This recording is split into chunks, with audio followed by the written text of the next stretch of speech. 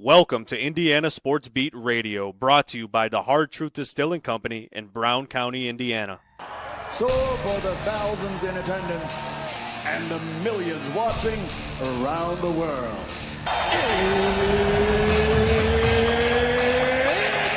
Time! Three on the way. Oh! It went in!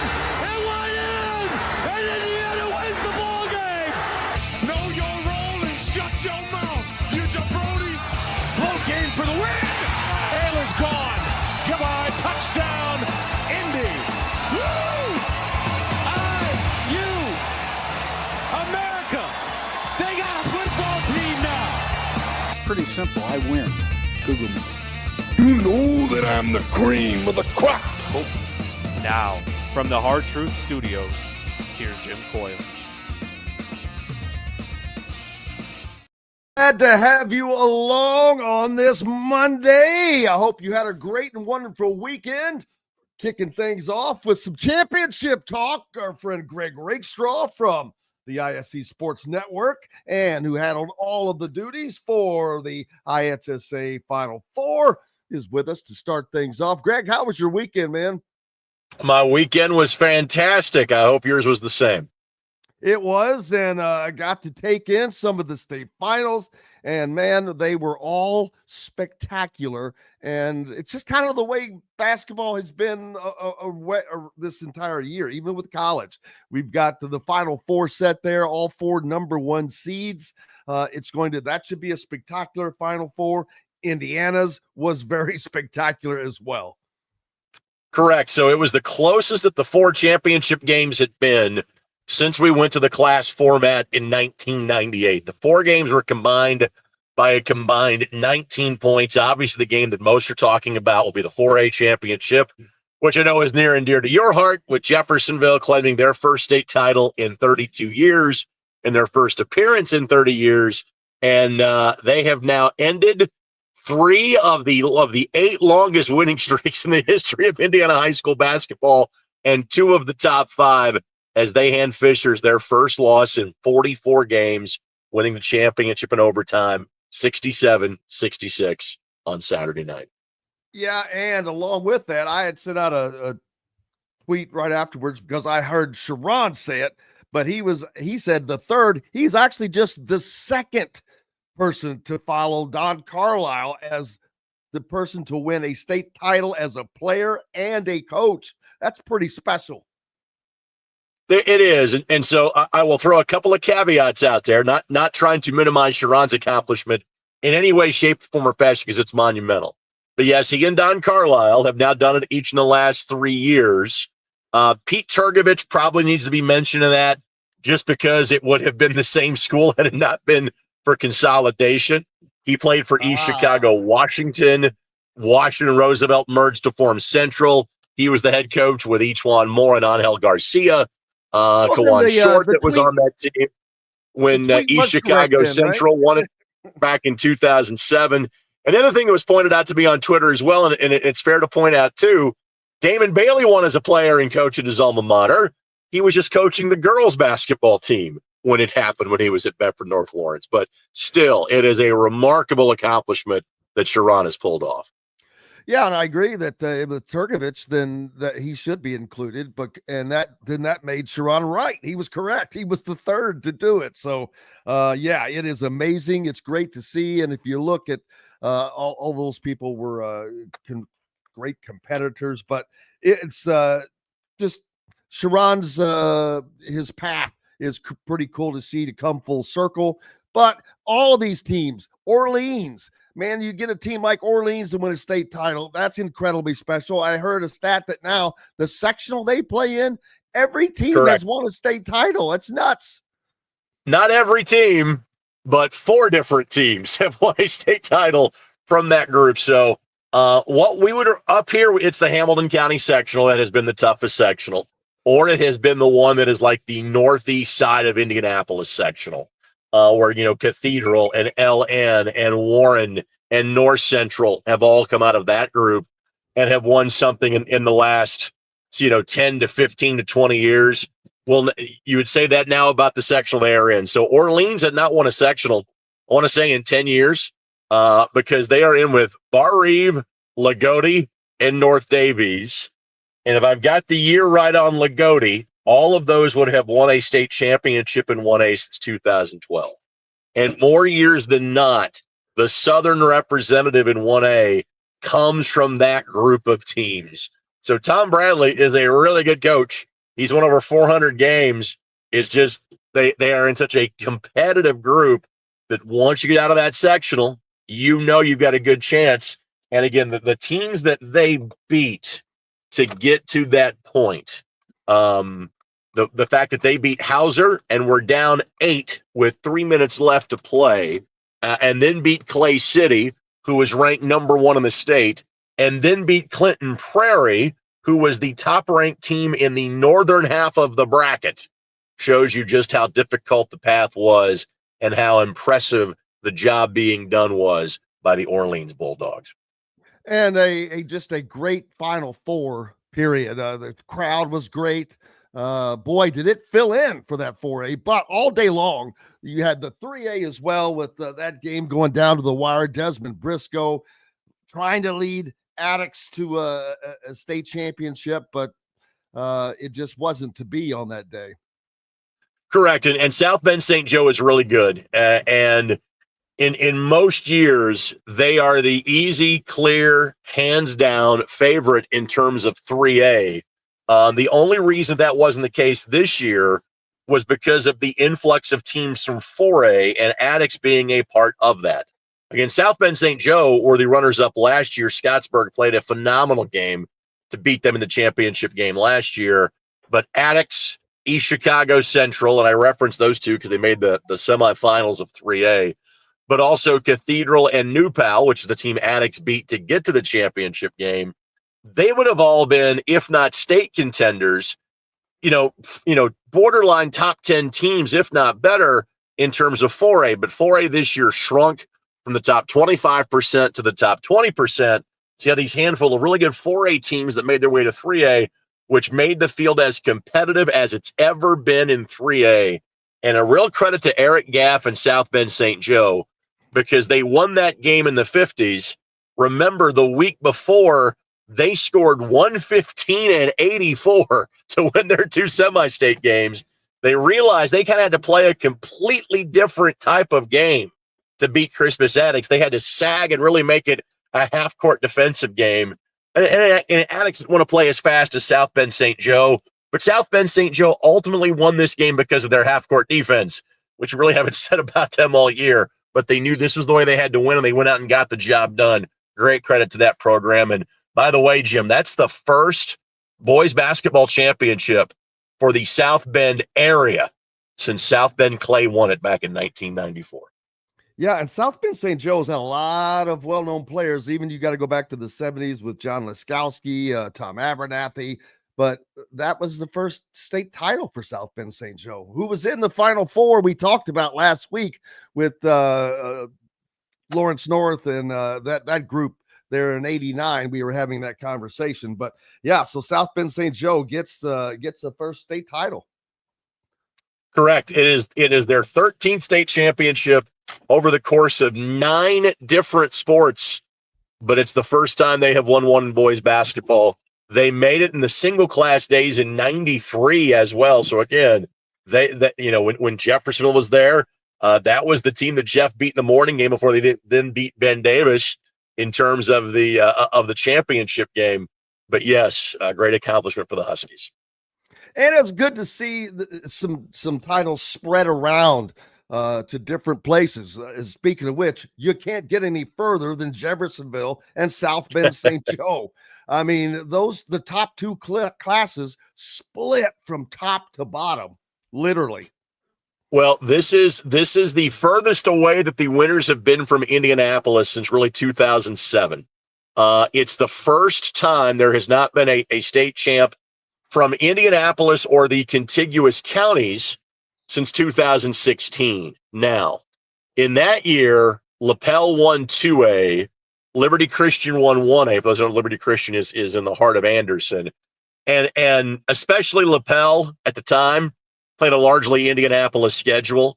So if you really want to go outside of the sphere of influence of Indianapolis, go back to 2007 when the team that was closest to Indianapolis that won a title would have been Northwestern, as in Kokomo. Oregon Davis won the 1A that year. 3A escapes me. That was not a Washington team. It was Plymouth that won 3A, and then it was East Chicago Central that won 4A. So it doesn't happen very often, but this is one of the years where there was no Marion County or surrounding 7 counties that won a state championship. And again, that's probably good for everybody involved to share the wealth and spread it out a little bit.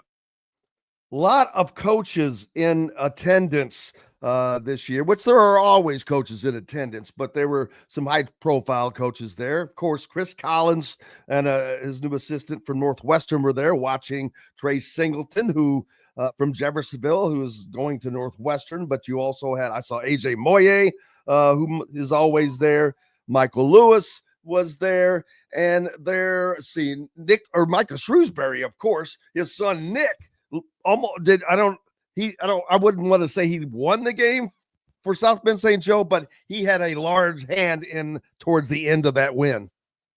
He had an awfully big 3-pointer late, and he and Elijah King each scored 16 points to pace South Bend St. Joe. And go ahead and mention, I'm not sure there's a player there that he's really going to recruit, but I thought it was the right thing that Darian DeVries was there just to be seen. And again, knowing that, let's face it, the biggest of all criticisms, other than generally not winning enough, of his predecessor was not recruiting the state of Indiana. Well, Darren was there, and that was good to see.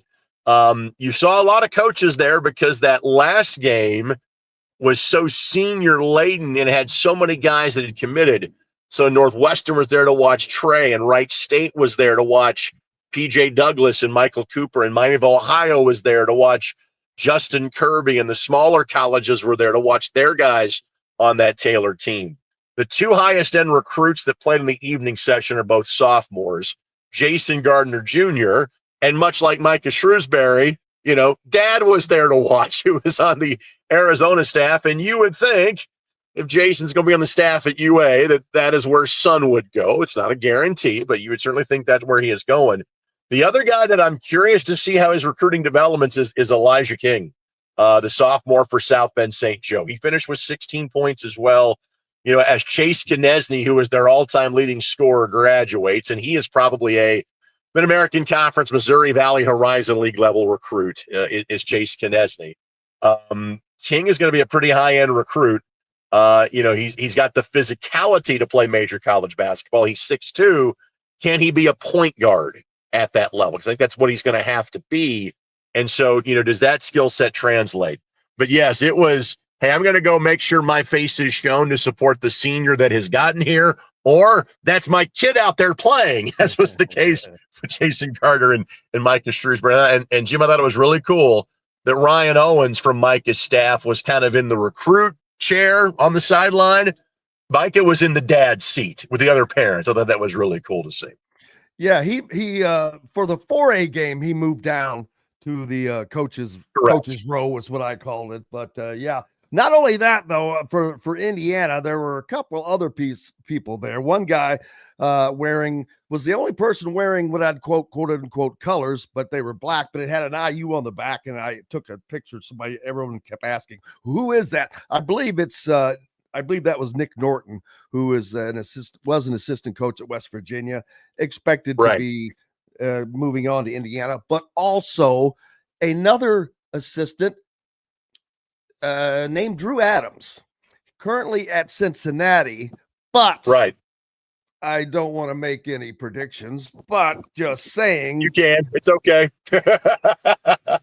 Another assistant coach that will probably be named on the Indiana staff soon as well. Now, and something to talk about with that is the fact that Flory Badunga, is now in the portal after going to Kansas via Kokomo.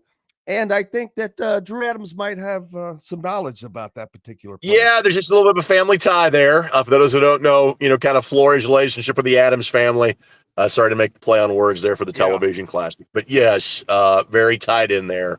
And that's why, and I'm sure you have been preaching this, I hope, don't get freaked out that no one is on the IU roster.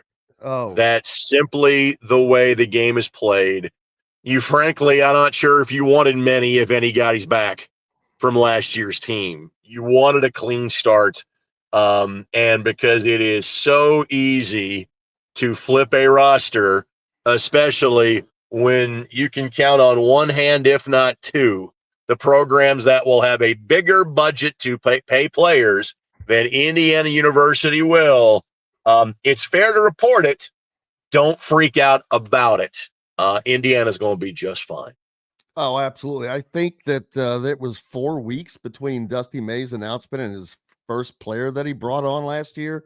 Just as an example, I mean, the portal is there's still names going into the portal. Sure. And there are thousands of names. So it's like, just relax, people. They're taught. As a matter of fact, there are 2 visits in Bloomington today. So it will just keep trickling out. It will start coming out, but it'll be a slow process over the next several weeks. And that's exactly what I've been telling people. Just chill, man.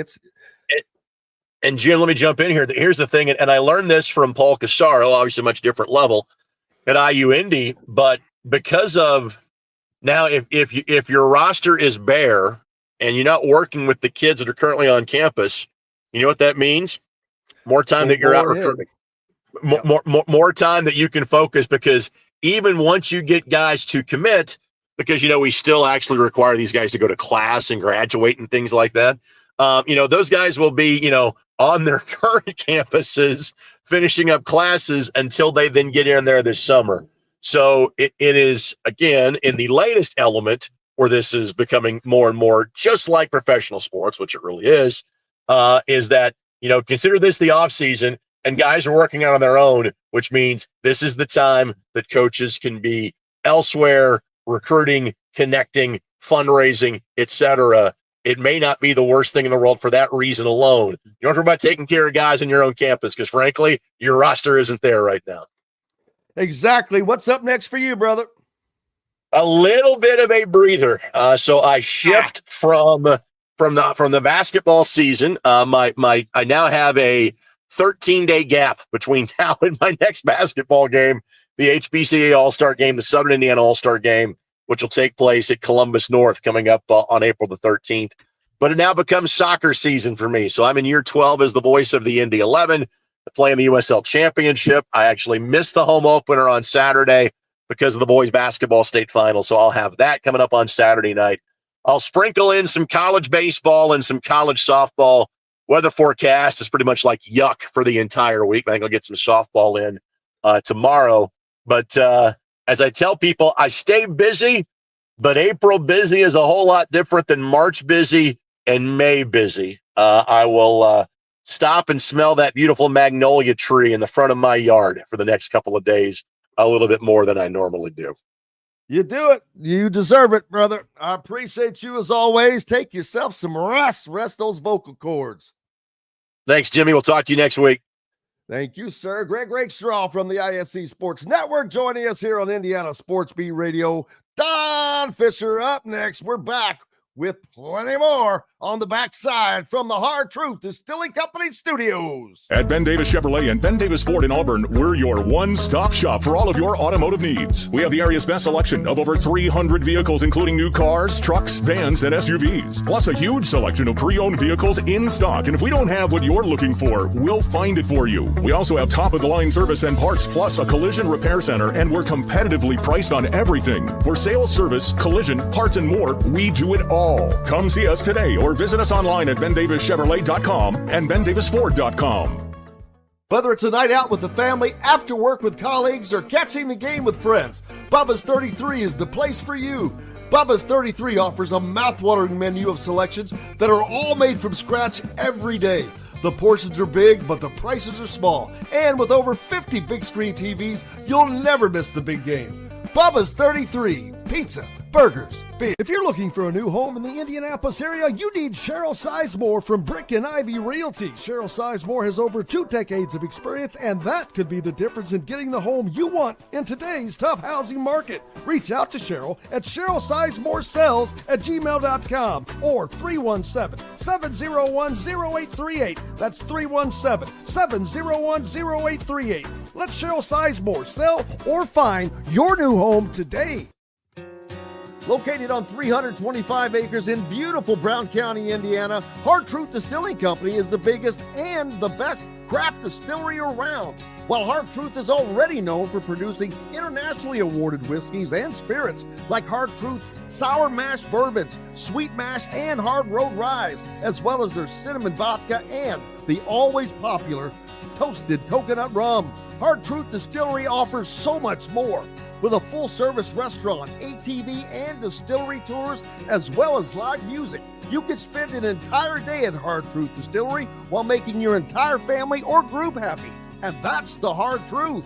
Hard Truth products are available across Indiana, as well as many other states. So no matter where you shop, if they don't carry your favorite Hard Truth product, tell them you want the truth, the Hard Truth.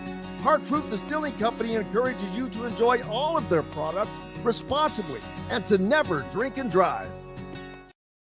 Welcome back to the Hard Truth Distilling Company studios on this Monday, starting off the last Monday of the month, and even sadder, the last visual that we have of the elusive Don Fischer for Elusive. He goes into hibernation about this time and is not to be seen again until football season sticks its head up out of the ground. That's true. I will not be on your show the rest of the summer. I probably could do another show with you if we ever get a roster, but for basketball. But the truth of the matter is, then that means I'll get back with you in about 2 months, Don, and I'll check in with you. Well, it's going to be interesting. Coach DeVries has his work cut out for him. There's no doubt about that, because there's nobody left on that roster that was here last year. I think we all knew that was probably going to be close to what was going to happen. The only and guy probably a best thing, really. I agree with that too. I think Luke Goody is still a possible to get a medical red shirt. It's possible. I don't know that it's going to happen, primarily because when he came back at Illinois, he came back at the end of a season and played 10 ball games, something like that. And that's never. I don't know that they've ever allowed a player coming back at the end of a season. He also played in an NCAA tournament game that year, so. That may not go through. They may finally put their foot down on something at the NCAA. Who knows? We'll find out. And if Luke decides to sue them because of that, he'll probably have the suit dropped and he'll probably be able to join the roster. So who knows? We'll have to wait and see on that one. But there's no question. Darian DeVries is hard at work. I went down last week, tried to get him to go to lunch with me. There was nobody in the office. There was not a single desk that had anything on it in the basketball offices at that point. He was sitting in there actually with the door closed, talking to somebody on the phone when I got there. I saw him through the little slit window that they have on the door. He said, he waved at me, and I backed off and went down the hallway and got away from this conversation because I didn't want to be eavesdropping, so to speak. And when he finally got off the phone, we had a chance to talk for a couple of minutes. I said, "You want to go to lunch?" And he said, "I swear to you, I'd love to go to lunch, but there's no way I can do it right now. This transfer portal is absolutely crazy, and I'm working my tail off." And so he's trying to put together a staff. I think he's got some of those people on board at this point, but they're not going to announce it until they've got the entire staff fulfilled. And I don't know when that will be, but hopefully shortly, because he needs that help too. He needs those guys to help him do what he needs to do from a transfer portal standpoint. And, maybe to even get a guy or two from the high school ranks at this point to come to Indiana. So the workload that he has is tremendous, no question. Absolutely. And we saw him out at the Indiana State Finals in Indianapolis over the weekend, checking out the 3 and 4A games, which were tremendous, by the way. Absolutely great games to watch, and definitely making a presence. And there were two hangers on, I'll call them, or two of those unannounced people that people announced to be on his staff. I think Nick Norton and Drew Adams were in attendance there, along with many, many others. But there's a lot of work. I mean, they keep breaking records with the portal, Don. I mean, everybody's in the portal except for you. You may be one of the few that has not entered it, and you might consider throwing your name in there. You know, you never know. It may bring up your value if that's even possible. Trust me, JMV wants to be on the Indiana roster in the worst way. You know who John is, and he wants to be on there. And then a guy from my church says that he's still got eligibility too. So trust me, there's a lot of people that are vying for those spots at his roster. Well, you know, they've got 2 extra ones really now with the roster being expanded to 12 or to 15 players. Yeah, which now does that and I don't know what the rule is now, but it's still only 13 scholarships, right? No, it goes to 15 scholarship players, and they can actually have 15 on scholarship now. Yeah, and I'm wondering if that I've had too much to do, but I think that might eliminate the walk-ons. That's interesting. I did not know that. It's kind of like football with going to the bigger number of roster in football, but eliminating walk-ons. There's so much change. Well, I can't keep up with it. I can tell you that. It's hard for me to keep up with it. I'll tell you that as well. It's going left and right. But the fact that Darian DeVries was at the state finals, he stayed right. And boy, he had a hell of a game to watch for the 3 or 4A final. It goes to overtime. He stayed there the whole time, sitting courtside amongst many, many others. And it was worth staying for. I mean, it's the best game of the day, but right there. And that's a presence in and of itself that Indiana and Indiana fans have not been accustomed to seeing recently. Well, that was delicate. Really nice job there, Jimmy. Thank you, sir. Well, you're right. And there's no question about that. And this guy to me is going to get it done. I just have this feeling about him based on his opening press conference to be introduced to the Indiana Nation, or to the Hoosier Nation, so to speak. And I was so impressed with the things that he said, how he talked about the culture that he wants to build, those kinds of things, how he goes about practice time. There are so many similarities, and I said this last week, to what we saw in Curt Cignetti's first press conference about how to build and construct a roster. And to my mind right now, his job is such a huge one at this juncture. He doesn't really have time to be doing much else.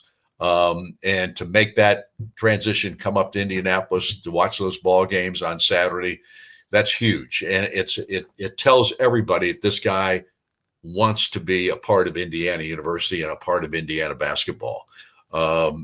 It just tells you a lot about his belief and what he has to do, and because the job that he has right now is getting that staff together, and that's huge in itself. And then to be able to build that roster right away, to take that time to come up to Indianapolis and watch those games, I thought was just really important.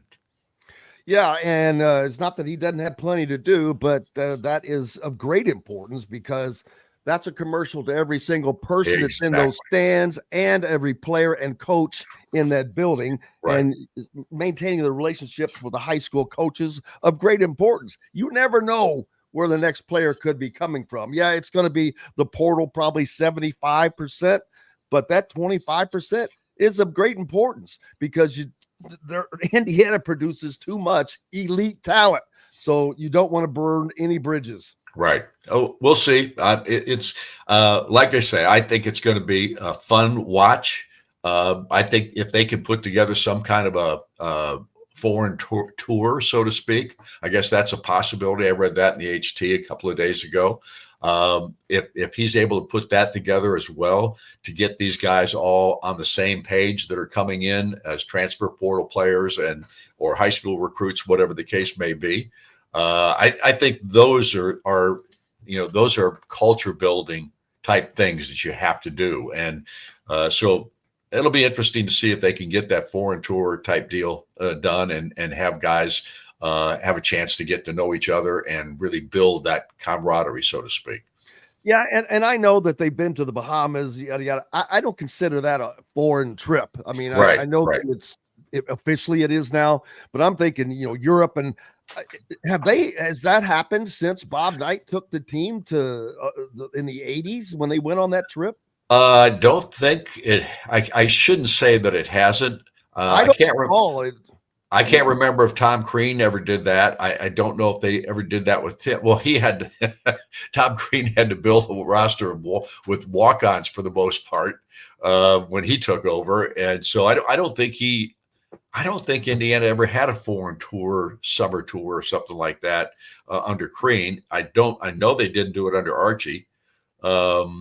So yeah, I don't know if we've done that since Bob Knight. I really don't. I mean, they went to the Bahamas, which you mentioned under Mike Woodson, but that's the only trip that I could recall that has taken place outside of the basketball season. Yeah, and that trip had great dividends for that particular group of Indiana players, and I'm not sure that the same thing would happen, but I watched the documentary on that and how that happened before Indiana's last national championship team. They were not, I guess, playing well together or whatever, and boom, that's the only time Bob Knight did that, oddly, and it resulted in a national title. Yeah, there's no question. I mean, I think it does something. It builds relationships. That's what a tour like that does. And especially with an entirely new roster, I think that's going to be very, very important. So I hope they can get that done because I think it will help a lot. I was going to say, and there's never been a day or age where that is more important than now because it's harder because you don't have guys that have been together as long. There's right. On a given year, it's doubtful you have guys that have been together for 3 years or more, much less more than that. So what's up next for the Fish, baby? Well, I here, you never asked me about my bracket, and naturally you wouldn't do that because I've never had a good one until this year. Let's hear about the brackets. I have 3 of the 4 teams in this thing, and the team that probably will win the national championship, I didn't have them in there. That one team, that was Duke. And I thought when I made out my bracket, I didn't know if Flag was going to play for the Blue Devils. And so I picked them to get knocked out in the second round of the tournament. And of course they are blowing everybody away. So I've got Houston as my champion.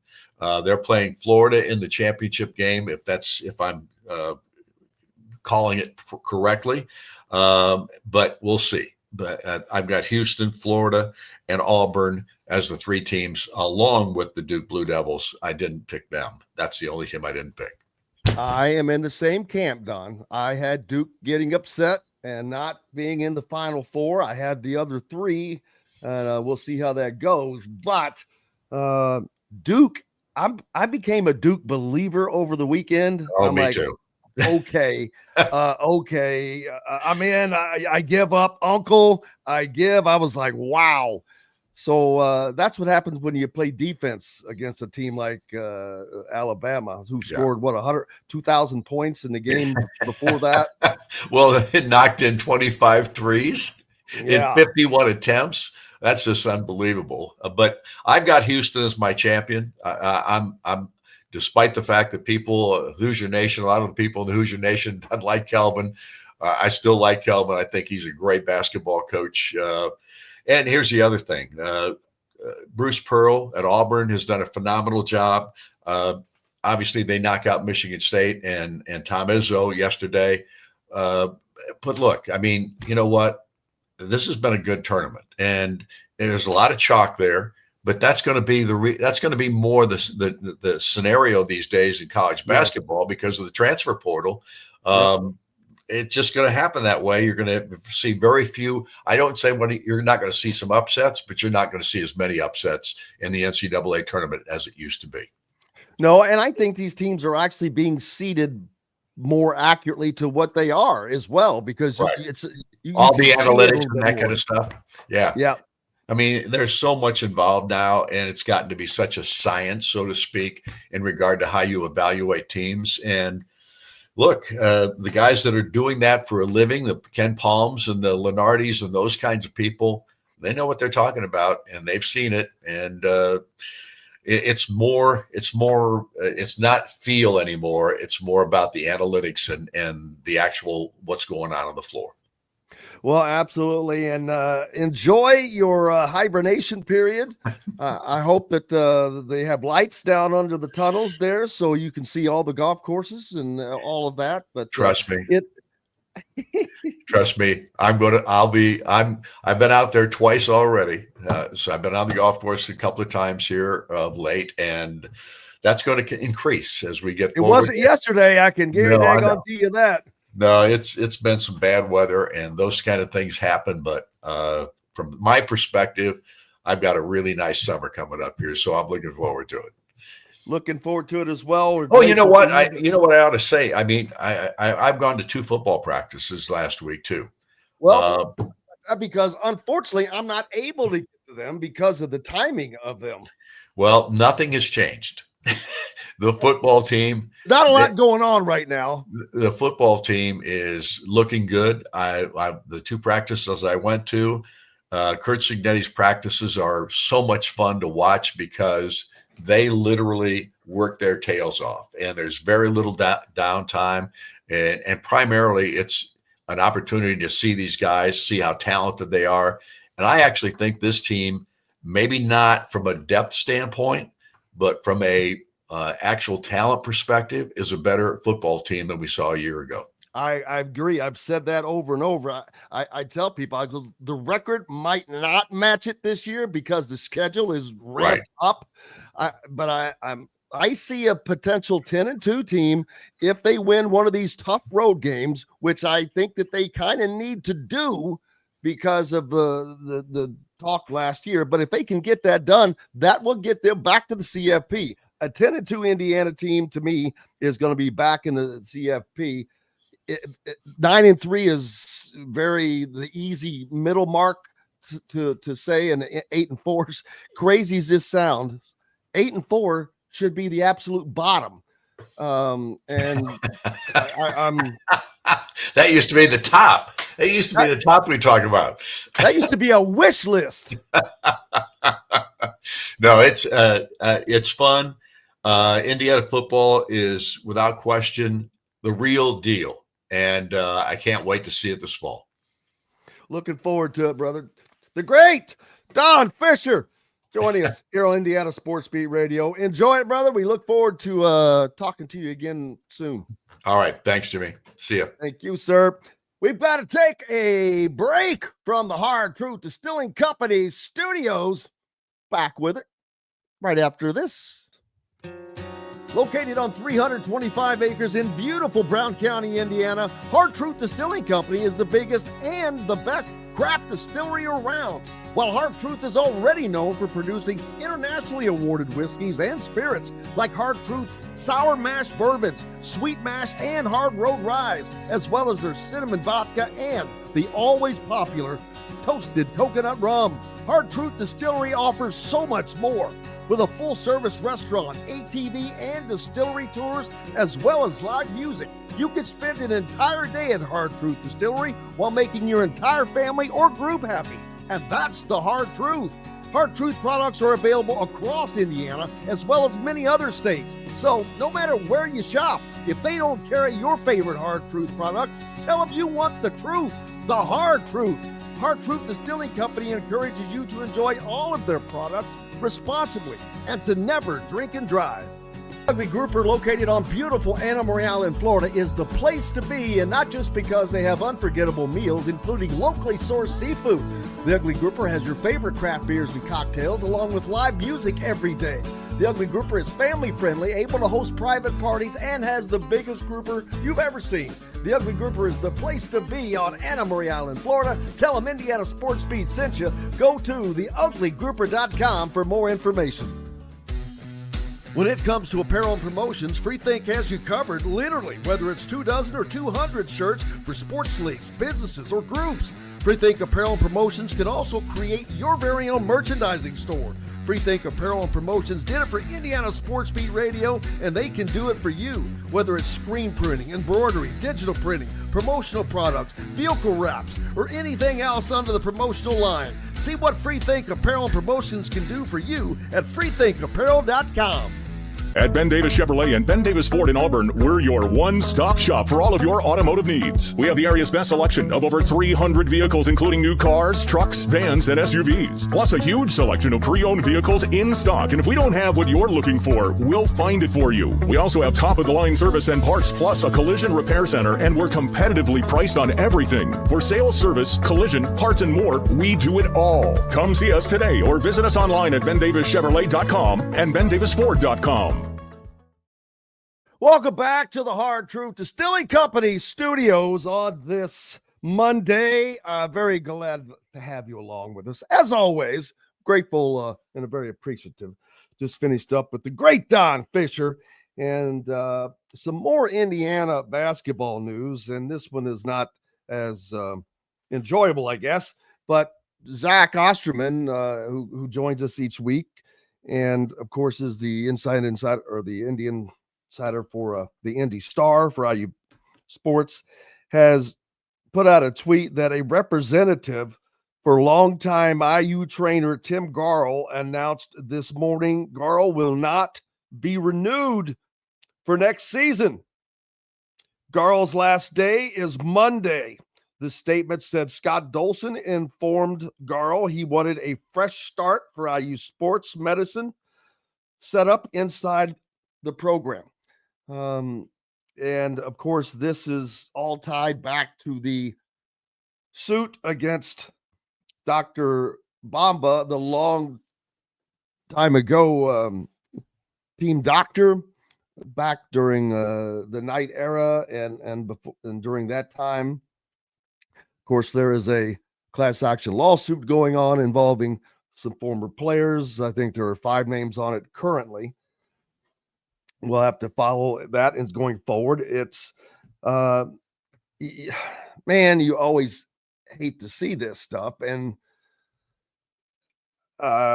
it's hard to comment on it because there's so much legalese. Sometimes people's names are put on for different reasons. And Tim Garl's name is on, the side of the locker room there, as the training center is named after him. But he has been serving Indiana for decades as well. So that is something that is not, I guess I never thought about that one, but it is not surprising, I guess, at the end of the day, because it is an opportunity again to start a fresh period. And this has nothing to do with Tim Garl, but I understand the need to do it. There is been so much carryover, but it never changes for Indiana in basketball. There's just always been a connection where a lot of programs probably, you see just complete severs at times. That's never been the case for Indiana. They've always had a lot of carryover to the past, which a lot of times that's good, but not always. If you're trying to change the entire culture, whatever. And so I understand Scott Dolson's move here, and I think that IU fans should understand it. It is in the best interest of Indiana basketball for sure. It's probably something that's just in the best interest. It also comes down to showing, as far as the lawsuit goes, that you're taking it seriously. And it's just a necessary thing to do. You need a complete, we talk about the roster. Well, it doesn't just stop there. You've got other people that are connected to the program in various ways. There are so many positions behind the scenes that it's hard in this day and age to sever everything. And I'm not saying you need to, but this is different. This is it's not like someone that was brought on yesterday. So there's going to be a lot of people that are not happy and don't understand why this particular move was made, why it needs to be made. I feel bad for someone like Tim Garl, who has given so much of his life. And it is, I know for a large portion of the Indiana fan base, it's going to be hard because you're seeing a complete severance of the past. And unfortunately, it's like I said, it's just something that's necessary. If fans want a return to glory, so to speak, then they have to understand you have to just completely abrade the wounds, go in and just clean them out and start over.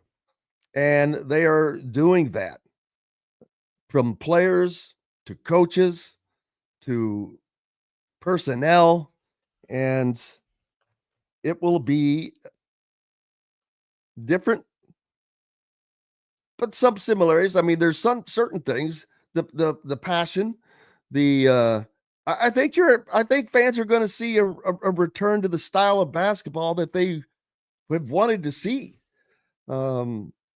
Yeah, Carl, it's what we're talking about that now. Gritty was first on that, and thank you. But it's hard, but sometimes you just have to make hard discussion or decisions in life, and this is one that Scott Dolson has made. You got to give it to Scott Dolson. He has really done a lot of good things when left to do it himself. And I think that has been seen by Pam Whitten, for one, the president, and she has complete confidence in Scott Dolson doing the things that he needs to do his job, and to do it to the best for Indiana athletics and IU athletics. You now have a football program that can play amongst the elite. That wasn't even a thought of ever even being a possibility. People would have just settled for competitive. But you're beyond that. But you can't stay there without doing the things and making the moves that keeps you in that position. Indiana basketball is not playing with the elite right now. But that is a change that is way easier than most. But Scott Dolson wants to be in the position of, once reaching that, they're already prepared to keep going. I think that the moves that Scott Dolson makes are all in the best interest of IU athletics and moving forward. Now, we've also seen a ton of exodus from the IU women's program, and it doesn't even come close to the men's, but because there just hasn't been much prior. There hasn't been players really hitting the portal from the IU women's team. Part of it is just a different era. Now, Garzon is the latest to go in. Is that the 5th or the 6th player? I'm not even sure how many of the IU women's team that were in there, but a lot of their starters. And so it's going to be interesting to see what Terry Morin can do here, how she can handle and navigate the portal to reinvent her team, because she's going to have to do that for the first time. If you look, Purdue has a player in the portal. No one of note from a playing standpoint, but his last name is Waddell. He's the son of Brian Waddell, a much beloved basketball player at Purdue. His son kind of inherited that, although Brian Waddell played a lot for Purdue. His son has not, but the fans loved him. But he's in the portal. He realizes that he's probably not going to play or whatever the case, and is not content to just sit on the Purdue bench. Now, I'm assuming, I don't know what's going on there, but I'm just pointing out that these big, massive changes that have happened to college athletics are going to start happening to teams like Purdue. I've said that last year. When Purdue brought in originally 6, but eventually 5 freshmen, I said, that's going to catch up to them. You cannot, I said, the following year, that means with your other underclassmen, half of your team will be underclassmen, half of your roster. And so I'm like, how's that going to work out for you? Purdue is going to have to begin entering the portal world as well. Everyone is going to. It's just part of the new era. It's just part of the new world. It is what it is. You don't have to like it. No one really likes it, but you also have to understand there are 4 number 1 seeds in the Final Four. Some people could say, well, that stinks. Why? You're going to get, these games should be freaking great. And that's what you want. You want great games.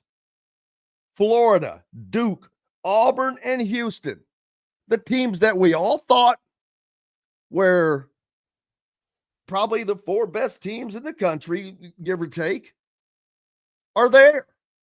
And I think that should provide great basketball. I'm not hating it. I'm just not. There's a reason the ratings are skyrocketed high. People enjoy it. They've enjoyed watching what they've seen, and I think it's going to continue. No reason for it not to. No reason for it not to. Man, that is going to wrap it up for the first hour.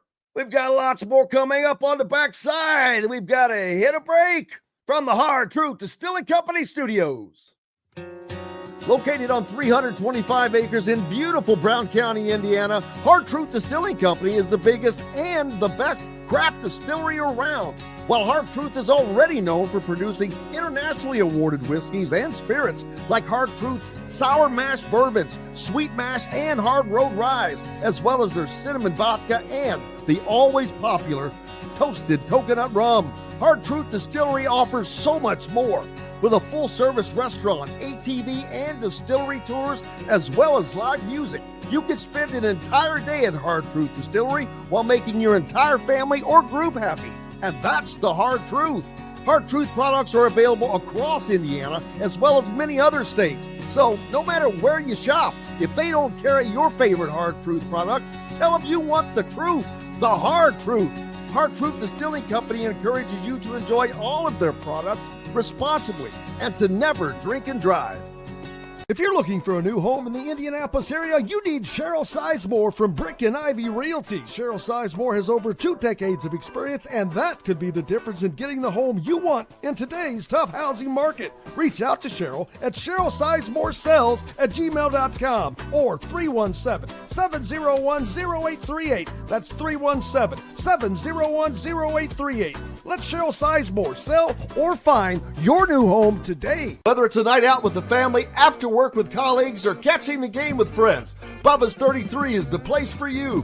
Bubba's 33 offers a mouthwatering menu of selections that are all made from scratch every day. The portions are big, but the prices are small. And with over 50 big screen TVs, you'll never miss the big game. Bubba's 33, pizza, burgers, beer. Andy Moore Honda is Bloomington's #1 Honda dealer for a reason. Buy a new Honda and get a 3-month break from car payments. That's right, no payments for 90 days. That includes the all-new, all-electric Honda Prologue. And you get it for just 0.9% financing. Or the 2024 Honda Ridgeline Black Edition or the Honda Accord LX, both for just 1.9% financing. Get more to your door from AndyMooreHonda.com, Bloomington's #1 Honda dealer and your best place for new and used vehicles. Welcome back to the Hard Truth Distilling Company studios on this Monday. Glad to have you along for the ride. Appreciate you so much. Looking forward to talking to Dustin Dopirak in a little while. As the Pacers are keeping on. And but I'm also looking forward to talking to him about everything else that has gone on. But it was a fun night up in Indianapolis at Gainbridge Fieldhouse. Seeing AJ Moye. Forgot about my man AJ that was there as well. Checking things out. He is always a presence down there and maintaining ties. Chris Collins, like I said, from Northwestern was there. Micah Shrewsbury. The only, ironically, the guy who has recruited the state better than anyone over the last decade was not Matt Painter. Ironically, he played in Indianapolis the night before, but was not in attendance at the state finals. So a little surprising, but not a big deal. I'm sure that even though there may not have been someone he was actively recruiting, I'm just a little surprised that he didn't make an appearance because he is always so good at that stuff and usually is always on it. But 3 people that were there, as I've said, Darian DeVries, Nick Norton, and Drew Adams. Those last 2 names, probably, I'm pretty sure they'll be getting announced here soon as IU assistants. Drew Adams, as we mentioned earlier, son of Mark Adams, who runs Indiana Elite. Very good connections there. Currently was it Cincinnati? And now the roster building begins. You've got some visits coming in today in Bloomington for the Hoosiers, and I expect to slowly start seeing those names to leak out nearly 2 weeks after Darian DeVries took office, so to speak. 2 of the top transfer prospects in the country, Iowa transfer Josh Dix and Xavier transfer Ryan Conwell, scheduled to visit Indiana today. Dix is a 6'5" guard from Council Bluffs, Iowa. He spent the last 3 seasons with the Hawkeyes, which, again, keeping someone for 3 years, pretty good deal. He appeared in 97 games over his 3-year college career there. He's a 42% three-point shooter. He has 1 season of eligibility remaining. 6'4" guard. Conwell, 6'4" guard from Indianapolis, set to play for his 4th team in as many years. I don't like that necessarily, but it doesn't matter if it's the last one, and especially when you're coming home. I'm coming home. But yeah, he was originally from Pike High School, began his collegiate career at South Florida before making stops at Indiana State. If you'll remember from that magical run the Sycamores made a season ago, or 2 seasons ago, and then with Xavier this past season. At Xavier, he averaged 16.5 points per game while shooting 41.3% from beyond the arc on 7 attempts per game. Let me say that again. 41 on 7 attempts per game. That is a shooter. So they've got that going for them, which is nice. Indiana also allegedly interested in UCLA transfer guard Sebastian Mack. Guard, babies. Guards. 6'3" guard from Chicago. Mack appeared in 34 games as a sophomore for UCLA, starting just one, but as a true freshman 2 years ago, he played in 33 games for Mick Cronin's squad. He made 30 starts during the season the year before last. He averaged 12 points and 3.5 rebounds a game, an assist and a half. He shot 38, almost 39% from the field, 28% from three on just 3 attempts per game. So he's not a great long distance shooter, but he was named to the all Pac-12 freshman team for his efforts. Last year, he averaged just over 9.5 points per game. So his stats remained about the same. He shot 31% from three, despite coming off the bench and playing 21 minutes per game.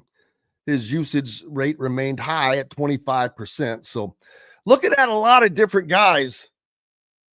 Indiana also reportedly in contact with San Francisco forward Tyrone Riley IV. They're busy. Speaking of busy, Dustin Dopirak. There's a segue. Tell you, brother. How was your weekend? The Pacers, because of all that has been going on in Indianapolis, they've been road dogs, man. We got shipped. Yeah. Shipped out. What's that? NCAA in town, state high school finals in town. Pacers had to go Leave. back. Yeah, no, I mean, obviously that's typical whenever it's tournament time for the Pacers to get shipped. And they only had a 2-game road trip. It wasn't like they had to spend the entire week away or anything like that. It's the back half of their schedule has been really, home heavy because, the first half of the pre-All-Star period, they obviously had a lot of home game or had a lot of road games, got all of their big sort of road swings out of the way for the most part. So this was just a two-game trip. Basically it was, who was it? DC and Oklahoma City. So they played. But let's talk about what happened in DC, because 162 points.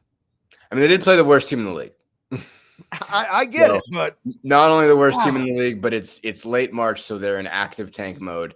And they did not have anybody available, but yeah, I mean, they went off shooting wise, obviously 27 3-pointers, 162 points is their franchise NBA record. Basically, it's the most points they've scored since they've been in the NBA. I think they had like a $180 in an ABA game once or something like that, or they've had some. They have eclipsed that they eclipsed that several times in the 70s when they were in the NBA. But in the NBA, in all that time, that's the most points they've ever scored. 27 3-pointers is the most they've ever scored. Only 4 teams have ever made more than 27 threes in a game in NBA history. And most of that is in like the last 5 years too. I mean, this is the 3-point shooting boon in the NBA. And so, almost anybody who's made more than 27 has made more than 27 in like the last 4 years. But still, and obviously they didn't take the foot off the gas. I mean, they were just bringing everybody else in. Johnny Furphy, I think, hit the game-winning, the record-breaking 3.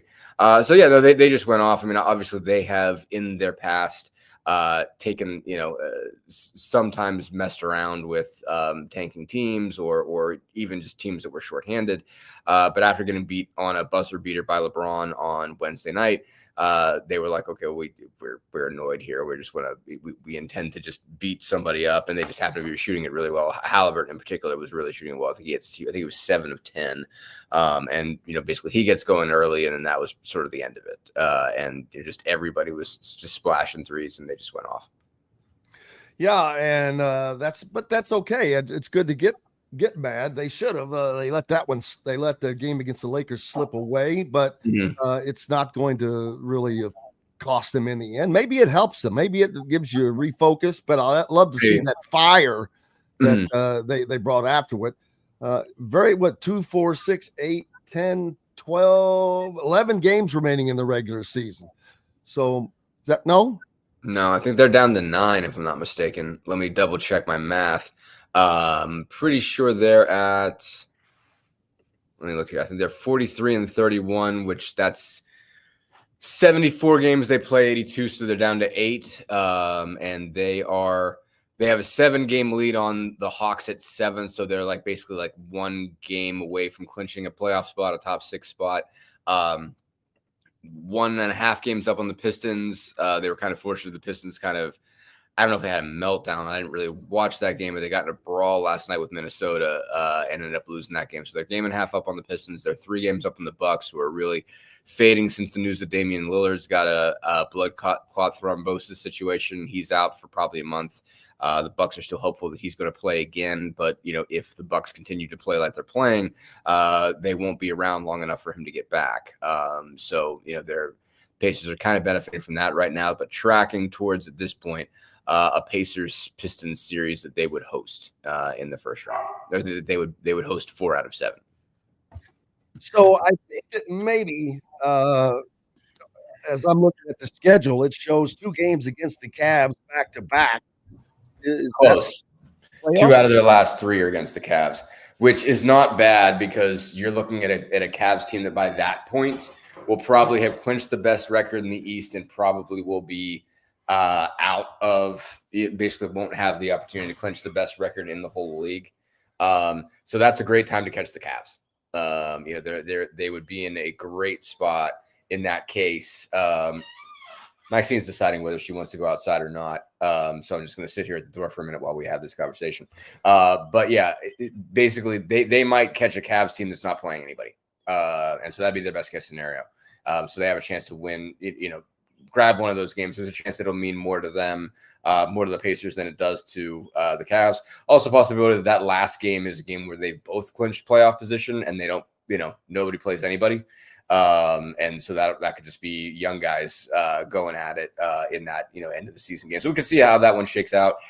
Pistons Bucks also played their last 2 games against each other. So if Milwaukee gets up off the canvas, that game has a chance to be pretty interesting. So it could be an interesting last week of the season. It could not be. So that will that's obviously to be determined. But yeah, so they could either be getting a Cleveland team that is fighting tooth and nail for the last bits of home court, again, that might still be in it with the Thunder by then, or they could not, and they could just be taking it easy those last 2 games. And they might be a couple easy wins for the Pacers, or they still need them. Take it easy. Take it easy. Well, that's the way to go out in the season, I guess. It would be great if you could rest some guys, but the Pacers are not in a position to really do that, are they? They have to keep fighting. No, I mean, they could be. It's just a question of where it goes down the stretch. I mean, they might have to play it all the way down to the end. Obviously, the positive thing is they should be, last year they needed to fight to the last game of the year to get the 6. Basically they had to beat Atlanta. And then they ended up beating bad. I think they 157 on them again in that game. I'm pretty sure that's right. And they had to play to the end to get the 60 and end up riding the 60 to the Eastern Conference Finals. So obviously you want to get out of the play-in round. But they're very close to clinching not being in the play-in round. If they win and the Hawks lose, I think it's over. I don't even know if they need the Hawks to lose. I think if they win tonight, they play the Kings tonight, and they get Charlotte and Utah this week, 2 other teams that are tanking. They should be able to pick up at least one of those. So they're very close to picking up a top 6 seed and clinching it. But they're obviously going to want that top 4. Getting the 4 means that take, basically you get to host 4 out of 7 in the first round. And I think especially if you're going to be playing Detroit, and it looks like they will, I think home court's important because I think obviously, when Detroit cares, that's a tough place to play, and obviously they've already mixed it up with the Pistons a couple times this year. It got, it got physical. It got chippy the last couple, and the Pistons just are chippy they're chippy as an organization traditionally, but as a team, they're pretty chippy, and so like that's sort of thing where like home court matters. You don't want to be playing in their building because that place can really get on top of your head. So you'd prefer to be 4 out of 7 at home instead of 4 out of 7 in their place. So I think getting the 4 versus the 5, if it's going to be between them and Detroit, you'd much rather have the 4 there. Speaking of Detroit, little chippy. Detroit back to Isaiah Stewart is a menace, but I don't think that's But bottom line, I mean, I don't know. I mean, they got after JB Bickerstaff. I mean, like Bickerstaff has a case for Coach of the Year. I mean, what's interesting is it's between him and his replacement in Cleveland. As far as I'm concerned, I mean, I don't know that I have a vote. If I have a vote, no one's told me about it yet. But JB, I think, has done a phenomenal job in Detroit after being fired in Cleveland. And the guy who took his job in Cleveland has done a phenomenal job. Kenny Atkinson's really taken them to the next level. But Bickerstaff's really, he generally coaches with a chip on his shoulder, and he's had even more of one this year. And obviously turned a Detroit team that, had been in the lottery for 4 straight years. I don't even know if they'd won more than 23 games since like 1920. And so it's been, for them to turn around. I mean, I think they've won triple the number of games they won last year. It's really been a remarkable turnaround. So, and they're playing with a chip on their shoulder, and that's Detroit, man. I mean, that's who the Pistons are and have been whenever they've been good. Any good Pistons team that you can think of has been edgy. And so this team looks edgy, and they're really young and really talented. Cade Cunningham is a phenomenal player. I mean, I think he's going to be all NBA this year. Jaden Ivey caught a tough break, but I think he broke his leg. But I mean, since he's basically up until he went out, he was dramatically better than he was last year. I mean, it really seemed like he was losing his confidence last year, and he really found another level this year. They got one of the Thompson twins, Osar, who's I think been terrific for them. And some veteran pieces they picked up. Tobias Harris, Tim Hardaway Jr. is hurt, he's out, but those two guys have made a huge difference. That's a team that's tough. So basically, if it's Pistons in the first round, that is going to be a fun series. Yeah, and looking forward to it. And as far as how competitive the Pacers can get to this year, how far they can go, they're not going to sneak up on anybody this year. Sure not. And not that they snuck up on someone, but I think they kind of did last year with their talent offensively, and this year the defense is slightly better. So can they get further? Not further, but yeah, it's going to be harder this year, it seems, to win the conference than it was last year. Yeah, because the East, I mean, basically last year you had one team running away with it in Boston, and this year you have 2. And so basically, like, there's kind of roadblocks for whoever you are coming through. Where last year it was everybody from 2 to 8 was within like 3-4 games, something like that. I mean, I think the Knicks won 50 games and they were the 2 seed. This year you're going to have 2 teams that are, probably going to hit 60. I mean, Cleveland's at 60 already, at 60-15. The Celtics are 55-19. They've won 8 in a row. I mean, the Celtics are ripping now, and they're 55-19. So there's a good chance they get to 60 wins. And I don't think you want to mess with either of those teams. Obviously, the Celtics have, they have won a championship, and they're, kind of rounding into the shape that you need to be in. It seems like every 3 to 6, that Knicks, Pacers, Pistons, Bucks is pretty close. Milwaukee's obviously fading if, again, with Lillard out. But Knicks, Pacers, Pistons is a pretty tight little pack in terms of, what they're like. But Cleveland and Boston are going to be tough for anybody to get. And obviously the most likely scenario is that Cleveland, Boston is the Eastern Conference Finals, and whoever, that they'll, knock out whoever gets to them. So it is going to be harder. Like last year, the Knicks were way more ripe, I guess, for an upset as a 2 seed than Boston will be this year, and certainly that Cleveland will be. And so that's what makes it tougher. I mean, I do think obviously teams see them coming. They ruffled some feathers last year, to put it mildly. There are teams who want to beat the Pacers now because they talk. They make noise, they chirp a little bit. And so, Milwaukee in particular, the Knicks in particular, basically they're probably going to avoid both of them, but the Pistons as well have been, called the Pacers out for talking too much in games, and the Pacers what, beat us more or less. We're allowed to talk, it's basketball. What's the problem here?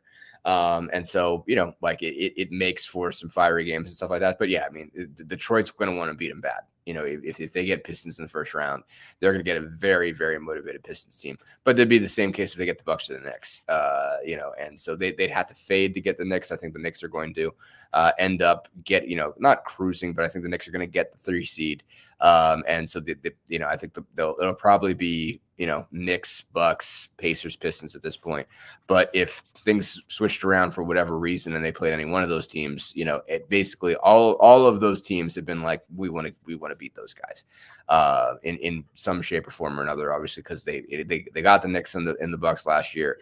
And this year the Pistons have been kind of a new rivalry. So any of those teams is going to be really motivated to beat the Pacers, but the Pacers are going to be motivated as well. So no one's going to be sneaking up on anybody in any of those first round series.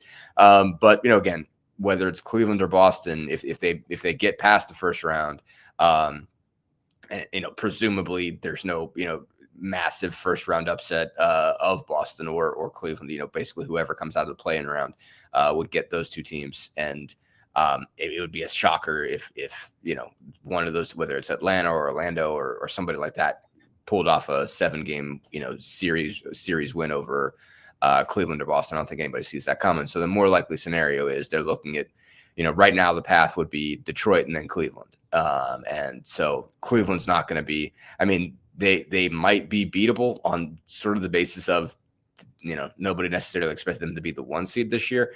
But they're tough. I mean, they're tough and they're good. And so that's going to be a really tough team to take down in the semifinal round. Yeah, and then you look at the West, and they've got the one dominant team, but boy, they might be the most dominant team in all of the NBA. Oh, they are. I mean, they were. So yeah, the Thunder handled the Pacers on Saturday night in Oklahoma City, and that team is tough. I mean, you really see it. I don't think I get a vote this year, but I was leaning towards Joker's the MVP, but I'm leaning towards Shai Gilgeous-Alexander now. He's fantastic. I mean, and just his ability to really carry a team, and even on a night when he's not great, he is just so in control of a basketball game, and you have to devote so much to keep him from scoring that he ends up just opening things up for everybody else. I mean, they hit 17 threes. Lou against Dort and Isaiah Joe were 11 of 13 from 3 or something crazy, because he just creates so much gravity, and he's just such a tough guy to keep away from the rim, and he can score anywhere, and you can draw a lot of fouls. I mean, he is carrying them, and they've had 1 2-game losing streak all year, and it was in November. That's the last time they lost 2 in a row. It was November.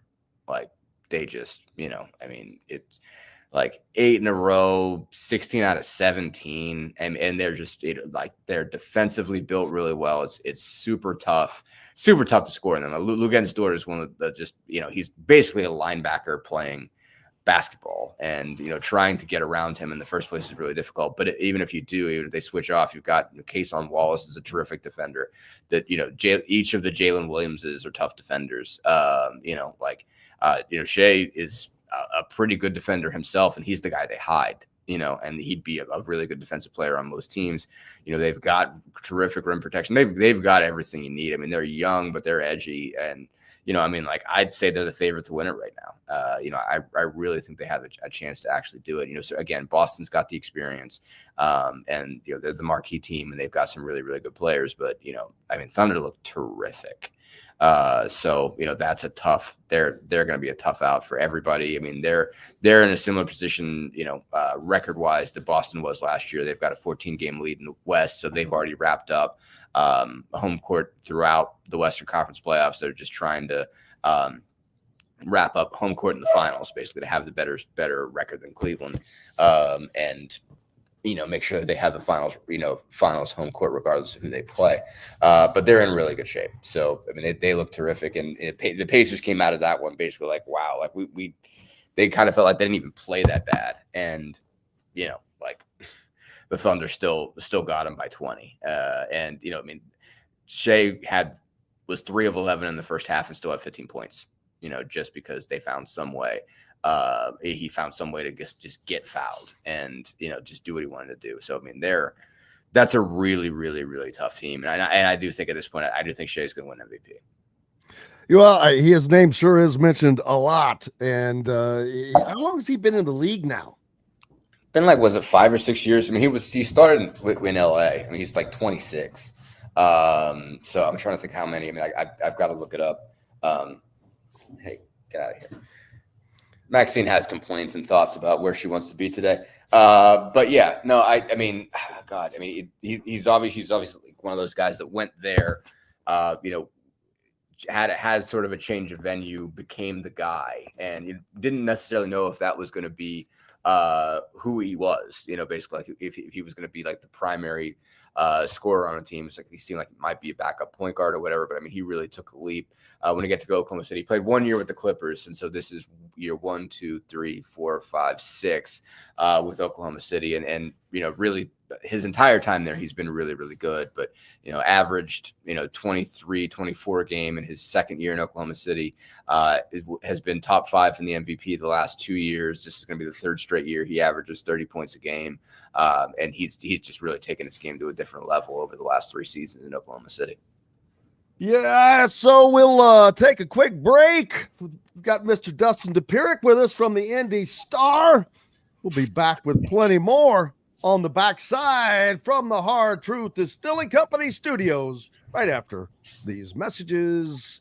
Andy Moore Honda is Bloomington's #1 Honda dealer for a reason. Buy a new Honda and get a 3-month break from car payments. That's right, no payments for 90 days.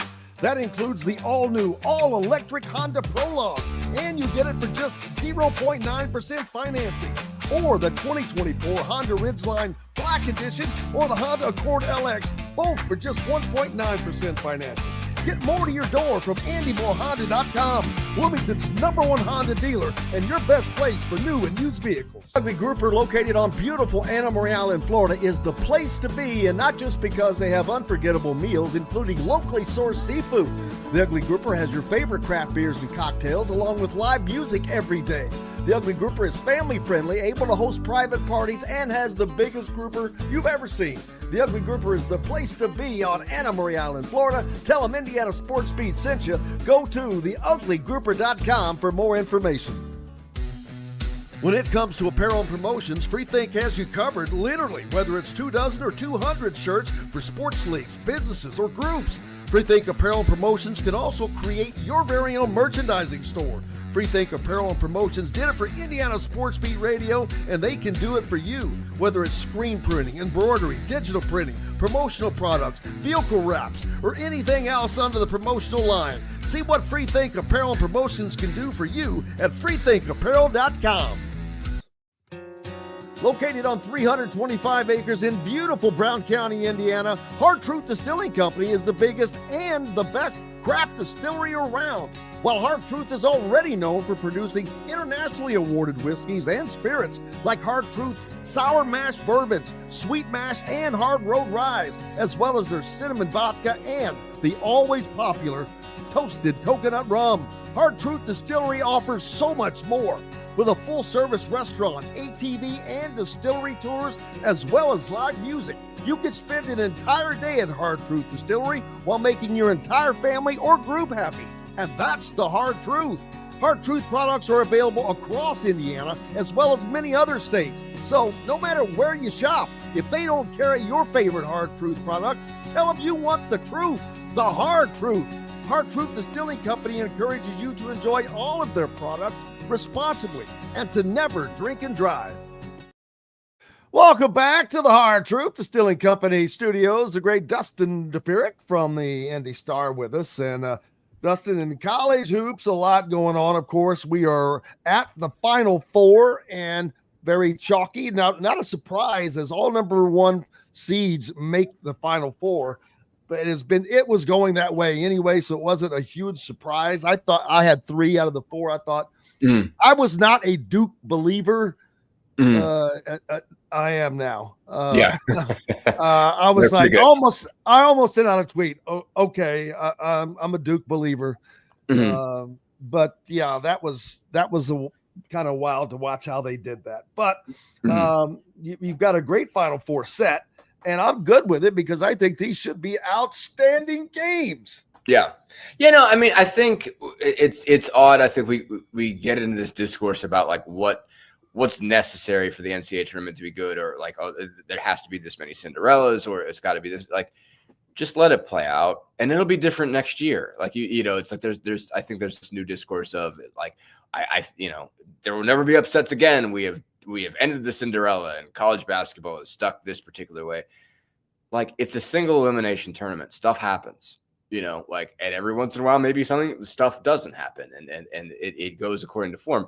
But doesn't mean it's going to go according to form forever. Like, some years it's going to go one way, some years it's going to go another way. I mean, like, we're 2 years removed from Florida Atlantic and San Diego State being in the Final Four.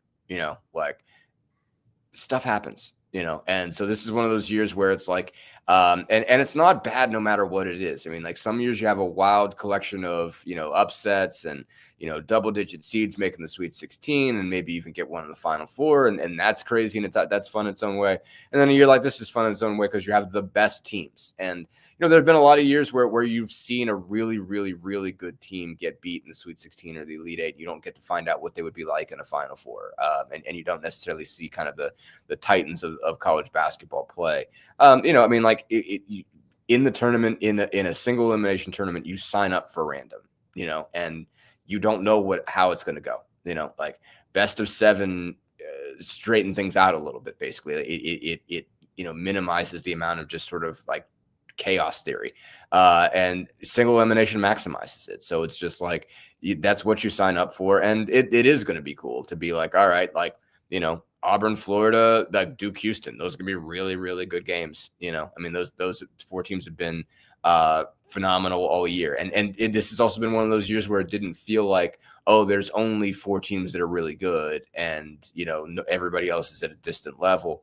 I mean, like, Tennessee was the 1-2 seed I picked. I mean, I generally go pretty chalky, and I didn't have a chance to watch as much college basketball as I usually do this year. So I just kind of, I didn't take a whole lot of chances, but I was like, all right, well, somebody's not going to make it. There's going to be 1 seed that doesn't make it. And I just like, all right, well, Houston probably has the toughest draw.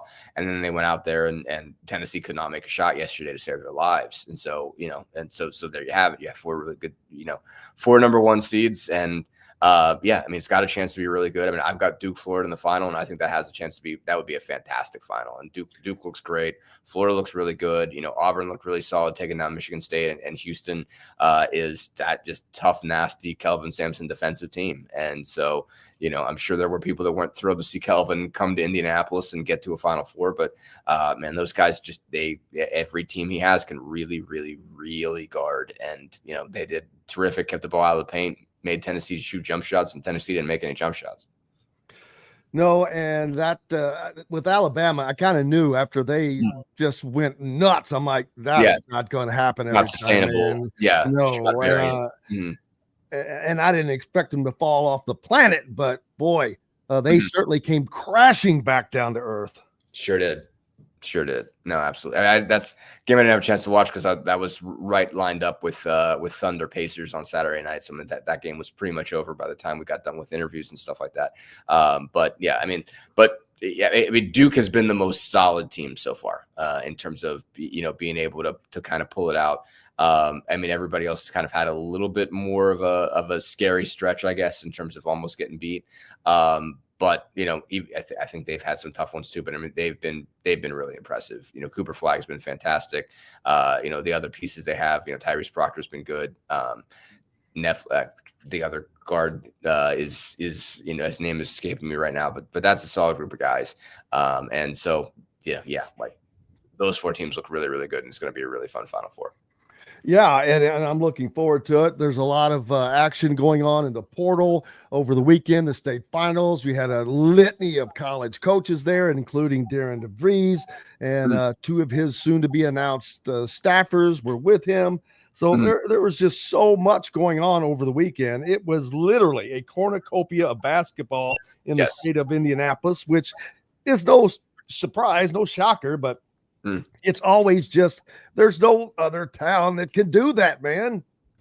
Oh yeah, no, I mean, for sure. And obviously, it helps that the NCAA is right there, so that's quite helpful. That they want once a year where they can just they want to be able to have at least one tournament site that's that close, and it makes it kind of easy to function. You get the Horizon League to kind of run the show, and it's easy for them. Basically, it's on rails to put together a tournament site, whether it's first and second round, or it's Sweet 16 and Elite 8, or it's a Final Four. And so obviously that helps the cause. India is certainly built for it.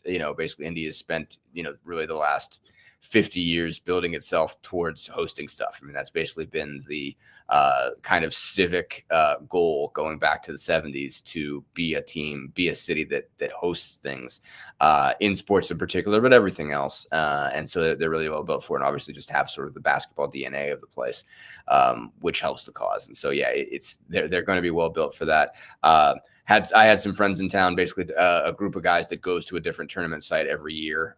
And so they came to Indy this year, and I didn't get to see them until last night, obviously, but they said they really enjoyed it because they could get that sense that everything was basically well built to be convenient for people coming to visit. So I thought that was really cool hearing about that from people that aren't from Indy. So, but yeah, Indy's well built for it, and this is the time of year where it shines.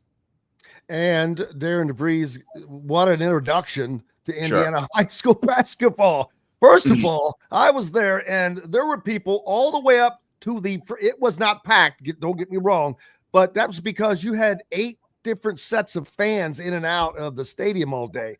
But for the 4A game, it was not full, but there were people all the way to the top. It had to be 75% full.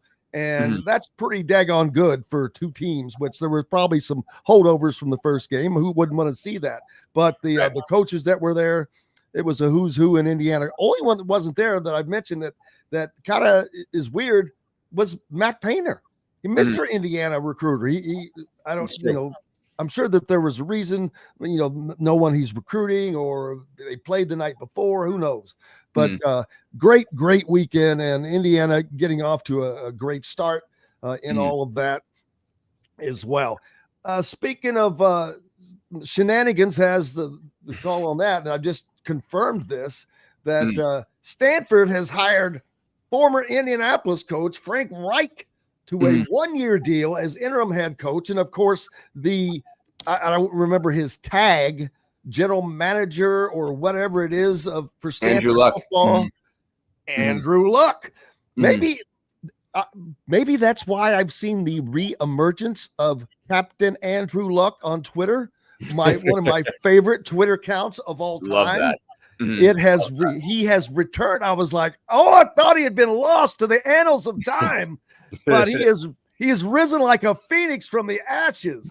But, college football is starting to take on an NFL-esque kind of look. I'm not sure how far that will swing, but we already know that Kurt Cignetti, his practices are very NFL-esque. And so you've got, of course, Bill Belichick over at North Carolina now. Very interesting that it's going that direction, but not surprising because of all the changes that have happened. Right. Money. I mean, basically I think it's sort of like how, I think that's just the biggest thing is it's just now these guys get paid and it changes the dynamic. And so it makes sense to be able to bring people in there that understand what it's like to coach guys who are getting paid. It's a different ball game, and it's also different to say, like, you can move, you can go someplace, like you are no longer considered. I'm not going to use where I was going to go with that. Like basically, like for all this time, basically, like that in some level, you've been coaching these people who had limited mobility and didn't, basically there was no money involved. They never had a sense of what their market value was. And so when they have a sense of what their market value is, then, like they approach you different, you approach them different, and you almost, you have to treat them like more of adults, basically. But also there's this notion of you have to re-recruit them all the time. And so what you ultimately have to do is say, okay, like, you have to coach them in such a way that tells them, okay, like this money that you're getting right now should.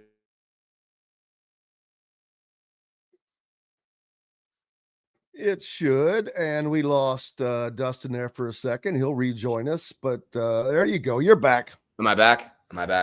But yeah, no, I was just going to say that basically, like, now they understand what, they have a better sense of like what they're getting back from this. So if you're Bill Belichick or someone like that, or if you're Frank Reich, it's similar to, Mike Woodson's message to say like, all right, like I know how to get you there, like stick with this. And I know how to get you there. Don't play in 4 different schools in 4 different years. Like you want to go somewhere and stay where you're going to be built into a professional player, and I think that's going to be the message for more of them. And it's like, okay, you're going to run this like a professional operation so that you're going to have a sense of what it's like. And that's, and frankly, that's how college more frequently works in the first place, like not athletics, college itself, in terms of more better setting you up for understanding whatever field it is that you're getting into, and being able to create scenarios where it's more like, this is what, your life is going to be like if you get into whatever profession it is you're studying. Certainly in media, like you see more of a sense of, professors and departments being able to create scenarios for kids to understand this is what this job looks like at a professional level. Like this is what you're going to start to see in football and basketball, because that's how you can keep somebody, is say like, all right, like this is what 4 years looks like if you stay. And this is what your development looks like if you stay, and don't flit around to whoever gives you a little bit more money here, a little bit more money there. If you're thinking big time money, if you're thinking, your long-term setup, get in with us and this is what you're going to build. And so, I think it is fascinating to see Luck go to a place and say, all right, I want a guy that I know knows how to coach at the next level. So then that's fascinating that he's made that move. Obviously, heard enough apparently about Troy Taylor to make a quick decision and say, okay, this guy can't be the guy anymore. And to be able to turn that around and get a significant name hire at Stanford, quickly, certainly speaks well. And so, you're also going to see how things change for these general managers. It definitely seems like up until this point, this general manager job has been like kind of it's almost been like its own kind of director of ops job, but with a payroll. And this is different, basically this is different. A general manager coming up and making the coach choice. So it'll be interesting to see if that starts to happen. Basically, if you start to employ, if athletic departments start to employ a general manager independent of the coach, and have that person sort of more in charge of that program, that's going to be interesting to see if other departments take that tack, or if they don't. If they say, okay, no, if I'm the athletic director, I want to make these choices myself. I don't want to give too much power to this person. Obviously, in Stanford's case, the AD is leaving. So, I guess there's also a chance that Luck just becomes the AD. But that whole thing, I think, is an interesting power dynamic as well. Absolutely. Dustin Dopirak from the Indy Star. Make sure you're giving him a follow. Be a subscriber. Keep local papers alive. Grateful for you as always, my friend. Absolutely. Thanks for having me, Jim. You betcha. Dustin Dopirak, as always, here on Indiana Sports Beat Radio. Hey, coming up next, Shiron Wilkerson, state champion of the Jeffersonville Red Devils, joins us here from the Hard Truth Distilling Company studios. We're back with more right after these messages. Located on 325 acres in beautiful Brown County, Indiana, Hard Truth Distilling Company is the biggest and the best craft distillery around. While Hard Truth is already known for producing internationally awarded whiskeys and spirits like Hard Truth's sour mash bourbons, sweet mash, and hard road ryes, as well as their cinnamon vodka and the always popular toasted coconut rum. Hard Truth Distillery offers so much more. With a full-service restaurant, ATV, and distillery tours, as well as live music, You can spend an entire day at Hard Truth Distillery while making your entire family or group happy. And that's the Hard Truth. Hard Truth products are available across Indiana as well as many other states. So no matter where you shop, if they don't carry your favorite Hard Truth product, tell them you want the truth, the Hard Truth. Hard Truth Distilling Company encourages you to enjoy all of their products responsibly and to never drink and drive. If you're looking for a new home in the Indianapolis area, you need Cheryl Sizemore from Brick and Ivy Realty. Cheryl Sizemore has over 2 decades of experience, and that could be the difference in getting the home you want in today's tough housing market. Reach out to Cheryl at CherylSizemoreSells@gmail.com or 317-701-0838. That's 317-701-0838. Let Cheryl Sizemore sell or find your new home today. Whether it's a night out with the family, after work with colleagues, or catching the game with friends, Bubba's 33 is the place for you. Bubba's 33 offers a mouthwatering menu of selections that are all made from scratch every day. The portions are big, but the prices are small. And with over 50 big screen TVs, you'll never miss the big game. Bubba's 33, pizza, burgers, beer. Andy Moore Honda is Bloomington's #1 Honda dealer for a reason. Buy a new Honda and get a 3-month break from car payments. That's right, no payments for 90 days. That includes the all-new, all-electric Honda Prologue, and you get it for just 0.9% financing. Or the 2024 Honda Ridgeline Black Edition or the Honda Accord LX, both for just 1.9% financing. Get more to your door from AndyMooreHonda.com, Bloomington's #1 Honda dealer and your best place for new and used vehicles. Welcome back to the Hard Truth Distilling Company studios on this Monday, and we should call it Championship Monday because, and if I didn't have to get if we wouldn't get a hit for it, I'd be playing "We Are the Champions." But that's as best you get. But we've got the champion, Shiron Wilkerson, head coach of the Jeffersonville Red Devils. First of all, thank you for on such short notice making a point to be with us. But brother, congratulations! Thank you, Jim. Thank you so much, my friend. Obviously, as always, man, thank you for having me on, Jim. Thank you, man. It was such a great atmosphere. First of all, that entire day was great basketball. The crowds were great. The Jeff crowd, the Fischer's crowd. Man, it was loud. All of the coaches that was there, it was a spectacle. It was truly a great, great spectacle of Indiana high school basketball. I mean, I think it was the epitome of what Indiana high school basketball is supposed to be, Jim. It's great basketball, all 4 games. And IHSAA did a really, really good job of making us feel at home and making the day very special.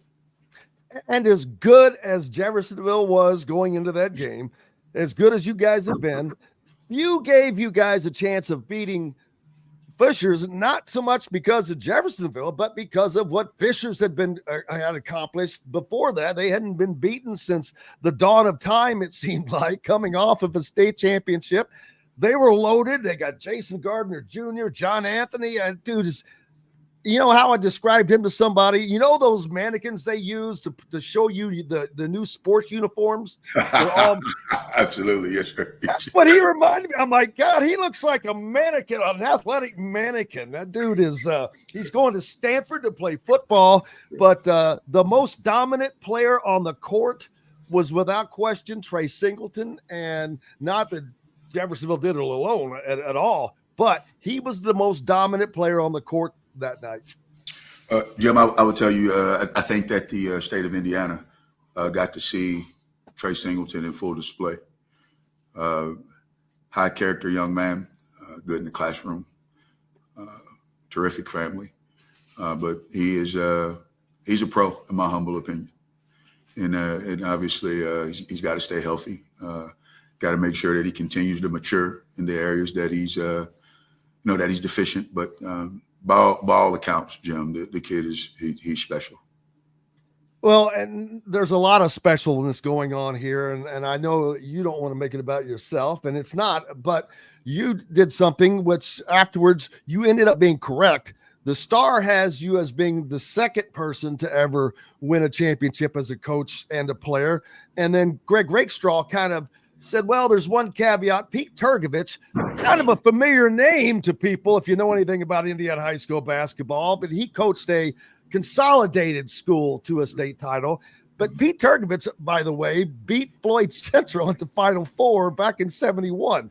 So it just, all this stuff keeps coming full circle. But to be one of the absolute few people to do that, that has to be special for you, I know. Divine intervention. It's divine timing. It is. Like you put that in perspective, Jim, and it's and I genuinely mean that, right? Like so many things, so many different people I have met through this journey, and I'm not for sure that I would have met them if this journey would have played out any other way. And Jim, and I will tell you that the people that I met on this journey were people that I had to meet in order to learn what I had to learn. It's kind of it's the craziest thing, and there's no other way to describe it. It's divine intervention, and I just happen to be the vessel that is being used. Well, it's more than refreshing just to hear someone see life in that direction. But man, the fruits have been amazing. When Trey missed, Trey Singleton had a chance to win it in regulation after Jeff got the ball back. And when he missed that little 6-footer in the lane, I was like, oh man, are you kidding me? But it didn't matter. You guys were able to do what most people didn't think you could. And even I look forward to talking to Kyle Neddenrip, because he said after watching you guys in June, he was convinced that you guys would be a serious state contender and potentially the number one team, with Fischer's losing Keenan Carter and Tandon Metzger, which also Jalen Harrelson a few years ago, but it didn't matter. They were just like this juggernaut. It was I don't want to compare them to Marion or something like that, because those guys were giants on their own, no pun intended.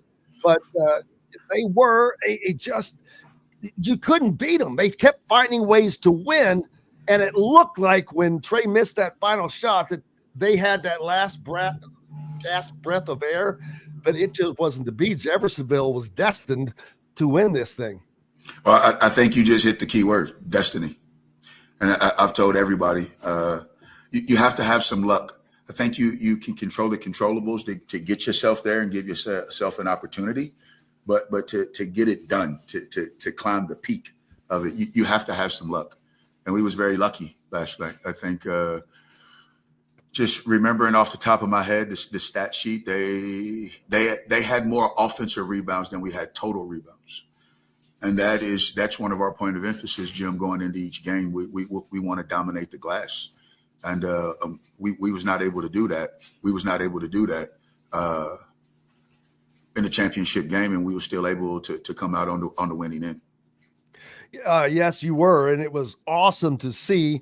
Now, what does this do? You've never won a state championship as a coach. Most guys haven't. Now, what does that do?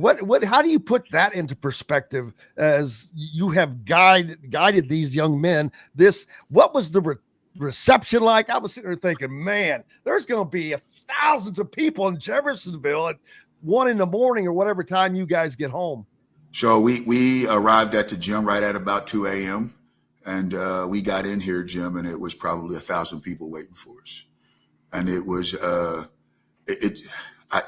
like words can't describe it. Like you have to be in that moment and feel that energy. You have to be in the moment and feel the environment, if you will. Like it's extremely powerful. And being able to experience it twice, like this is once in a lifetime. And to be able to experience it twice, obviously once as a player and now full circle as a coach, it's God's will. It's no other explanation. Tyrone wants to know, when's the parade down Spring Street, baby? So right now, my administration is in the middle of meeting and setting all these things up. It takes a lot. Obviously, we've been dealing with a lot of things that come along with being successful at this level. And my administration, bless their hearts, they've been thrown in a whirlwind, and they've done a really good job of responding. This is something that don't happen every day, Jim. And this is something that most administrations typically don't have to juggle, along with, getting students to experience a normal school day. So it's been a lot to juggle, but they've done an absolute wonderful job. And we're in the middle right now of getting plans out, and we will be making a public statement and letting the community know what our plans are. And now you go forward, there's going to be all these eyes. They're always on Jeffersonville, which it's not like you guys were sneaking up on anybody to begin with. But you got the target even more so on your back going forward. You're one of them now, man. You're one of them. We like being in this role, Jim. I think that it's a role that you embrace, right? It's not often that you get to be chased. Typically you are the one that's chasing. You are the chaser, if you will. So to be in this position, we're very humbled. I think that's important that people understand that it's not an arrogant look at me, I told you so. Definitely. But I will say this, Jim, it is an opportunity to purge the negative energy and the naysayers, right? Like you carry that around and it gets pretty heavy, as you're going through the battle, as you're traveling that road. So to finally cross the finish line, to be able to relax and enjoy the fruits of your labor is priceless. And I know that you're not thinking this consciously, but I also would be remiss to say that there's no way you're not aware of it. But, all of the different coaches that are sitting there along the floor, whether it's Micah Shrewsbury from Notre Dame or Darian DeVries and assistants from Indiana, or Chris Collins from Northwestern, AJ Moya, your friend from longtime assistant coach, all these guys that were there. That I know that during the game you're not thinking of that, but you know that they're there. Let me say this: it's an absolute honor just to even have those guys attend your game and give you their time. Obviously, time is the most precious resource we have. So for those guys to show up, I think speaks about the respect that they have. The other piece, it's a mutual admiration and mutual respect. I think for our guys being in this position, and that's the thing that hopefully our community and our family sees. I had an opportunity to travel a very similar road that these coaches are on right now from a player perspective, even a tad bit from a coaching perspective. And I want our students and our student athletes in our community to use me, right? I mean, man, let's use this opportunity to reach that next level. I mean, man, we have somebody in our community that has forged a relationship. So let's use that to our advantage. And then the third thing for me, it gives the kids in our community an opportunity to pursue a higher level of education, Jim. And that is so important for me, as their mentor and their coach.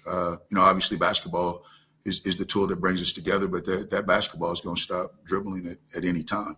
So I think to be able to use that as a leveraging device to help solidify your life from an education standpoint is priceless. Well, you are priceless, my friend, and so is winning a state title, because it's not coming down. It is on there, and I cannot tell you how happy I am for you. I love you as a person, and I'm so happy for all that you guys were able to accomplish, and now you get to try to do it again next year. We will, man. We're going to enjoy this week, Jim. We're going to tie up the loose ends for a wonderful season, and then next Monday we get back to work, my friend. So we got work to do. But right back at it. Yes, sir. Yeah, we got work to do, my friend. Yeah. How many? And this had to be great for some players that get eyes on them that may not have gotten that before. Well, I think what you have seen is you've seen a trickle down effect. So interesting story, Jim. Their freshman year, they get beat 30 in the sectional. The first year that I coached, the first game that I coached them, their sophomore year, we lose 50. 3 years later, they win the state championship. So if you put it in that perspective, right, never mind the intricacies of the day-to-day grind, but just from a perspective of the beginning to the end, I think you can see the sacrifice and the hard work that they put in to get to this point. And that is the thing that I'm most proud of. You have an opportunity, but do you take advantage of that opportunity? And I thought our guys maximized their opportunity. You are very, very special, my friend, and we are grateful for you anytime you take the time to grace us with your appearance. Very, very happy for you. Jim, thank you, my friend. It's always a pleasure, brother. Thank you, brother. Shiron Wilkerson, the head coach of the state champion Jeffersonville Red Devils. Appreciate you, sir. Man, that was incredible to appreciate Shiron taking time to get on here with very, very short notice. I'm sure he's worn out, thousands and thousands of messages that he had to return after that. But very, very cool. Very great story to see that as well.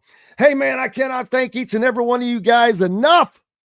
We're back tomorrow to do this again as the Chipotle Nationals get started this week. Plenty more to talk about. Until then, I'm Jim Coyle. I will see you on the radio. Thanks for listening to Indiana Sports Beat Radio. Be sure to subscribe to our YouTube page for more clips and team coverage of Indiana basketball, football, and more. You can also find full episodes and tons of other content on thehoosier.com. We'll see you next time for another edition of Indiana Sports Beat Radio.